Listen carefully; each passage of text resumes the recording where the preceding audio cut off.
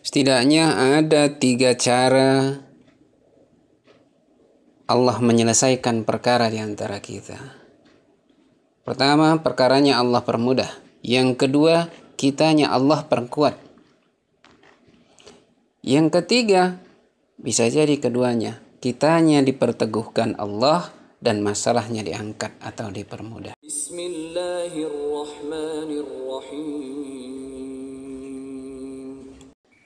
Assalamualaikum warahmatullahi wabarakatuh. Beberapa waktu yang lalu terlihat bintang pagi, yaitu bintang Suraya, tepatnya 10 Agustus 2020 atau 20 Zulhijjah 1441 Hijriah. Bintang terlihat di pagi yang cerah, matahari sudah mulai naik, tapi bintang masih terlihat terang. Dan ini sudah diposting di video sebelumnya. Disebutkan bahwa ini menjadi pertanyaan kita. Benarkah bintang pagi ini adalah yang dimaksud Nabi SAW sebagai pertanda akan diangkatnya wabah penyakit? Apakah ini bintang yang dimaksud dalam hadis Musnad Ahmad, Imam Ahmad bin Hanbal? Atau benarkah ini bintang pagi sebagai pertanda akan diangkatnya wabah corona? Munculnya bintang timur, bintang pagi ini, bintang Suraya ini di hari yang sakral bagi kita umat Islam, bangsa Indonesia. Bagi bangsa Indonesia di bulan Agustus, bulan kemerdekaan. Bagi kita umat Islam, bulan Zulhijjah, bulan haram. Bulan terakhir dari kalender Hijriah. Bulan di mana ada pengorbanan dan di hari raya haji juga di situ. Mungkinkah ini? Allahu a'lam. Dan dalam video sebelumnya udah kita sampaikan dan respon para sahabat berbeda-beda. Karena ada yang menyebutkan bahwa ilmuwan menyebutkan bahwa bintang Suraya itu muncul di bulan Mei dan bulan Juni. Sementara bintang pagi ini terlihat di Agustus dan Zulhijjah 1441 Hijriah. Yang kedua, ada juga yang beranggapan bahwa bintang yang terlihat itu bukanlah bintang pagi yang dimaksud Nabi Muhammad SAW, tapi yang terlihat itu adalah planet Merkurius, Venus yang terlihat lebih terang. Ada juga yang berpendapat bahwa virus corona ini buatan manusia, sehingga tidak termasuk penyakit yang akan diangkat oleh Allah. Namun perlu menjadi catatan bagi kita bahwa apapun yang terjadi di muka bumi, apapun yang terjadi di dunia ini adalah atas izin Allah. Meskipun manusia yang berbuat, itu juga seizin dengan Allah. Oleh karenanya, perlu kita beri catatan bahwa Allah dalam menyelesaikan perkara manusia setidaknya ada 3. Yang pertama, Allah permudah perkaranya. Yang kedua, bisa kitanya yang diperkuat, kitanya yang diteguhkan.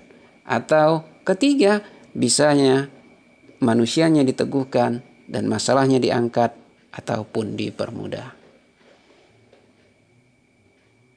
Perkaranya Allah permudah. Banyak contoh bagaimana dalam sejarah bisa kita lihat bagaimana perang Badar, bagaimana doa kita ketika syafar. Dalam syafar ada doa kita sebutkan, Allahumma hawwin alaina masyirah wadmi anna bu'dal ard. Ya Allah, permudahlah perjalanan dan dekatkanlah jauhnya jarak bumi. Doa kita. untuk memudahkan persoalan, memudahkan perkara. Ya, kita mohon doa kepada Allah untuk mempermudah jalan kita.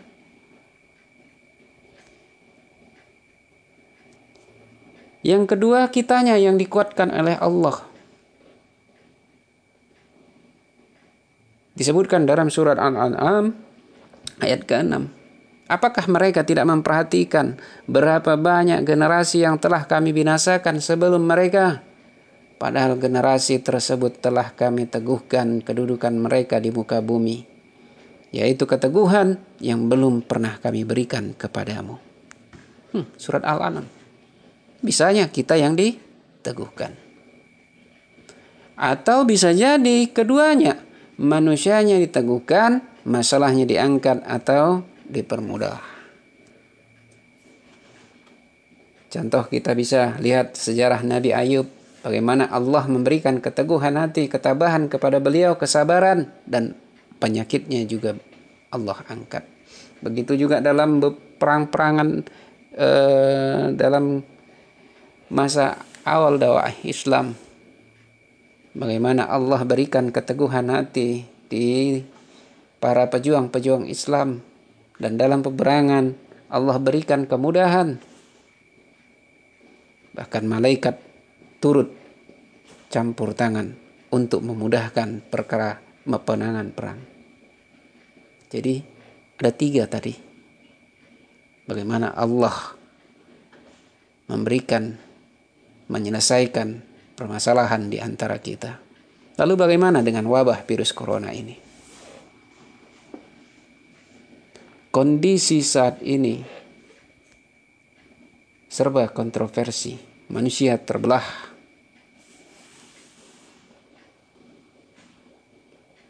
Wabah virus corona masih jauh dari harapan. Organisasi WHO sendiri menyebutkan pandemi corona masih jauh dari selesai, terutama di daerah kawasan Asia Pasifik. Masih bisa panjang perjalanan lagi, masih lama. Bahkan ada ahli dari Universitas Indonesia menyebutkan bahwa pandemi COVID-19 masih akan berlangsung lagi beberapa tahun. Beliau menyebutkan bisa sampai 2, 3, 4 tahun ataupun mungkin sampai 5 tahun. Dan beliau menyebutkan jangan mimpi bahwa pandemi akan selesai tahun ini, karena masalahnya susah sekali. Dan beliau menyebutkan ini bisa jadi tak ubahnya seperti flu Spanyol yang menyerang di awal tahun abad 19, yaitu 1918, 1920.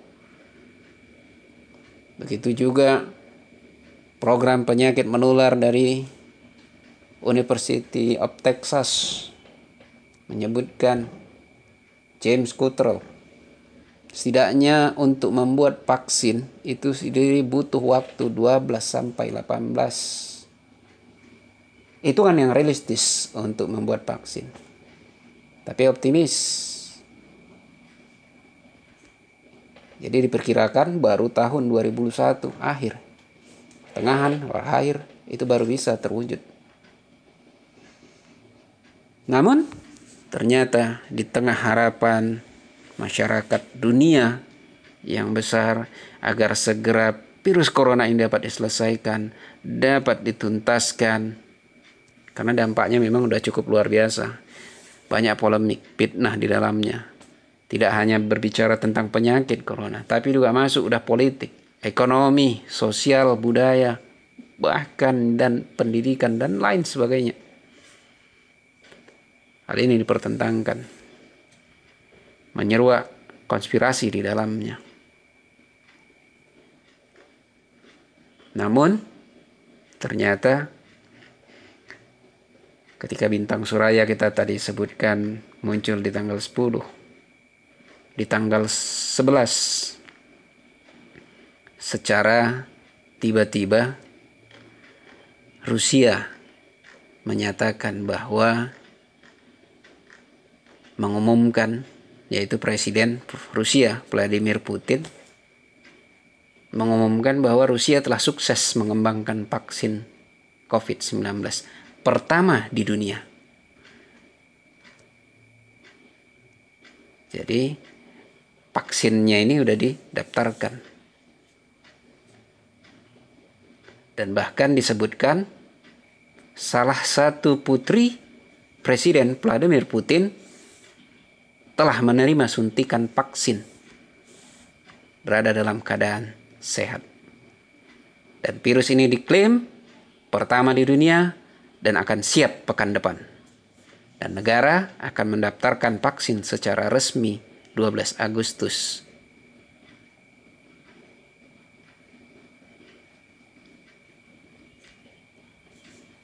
Hal ini juga ditegaskan dari menterinya, wakil menteri, dan memang rupanya di Rusia telah pada penelitiannya udah cukup intensif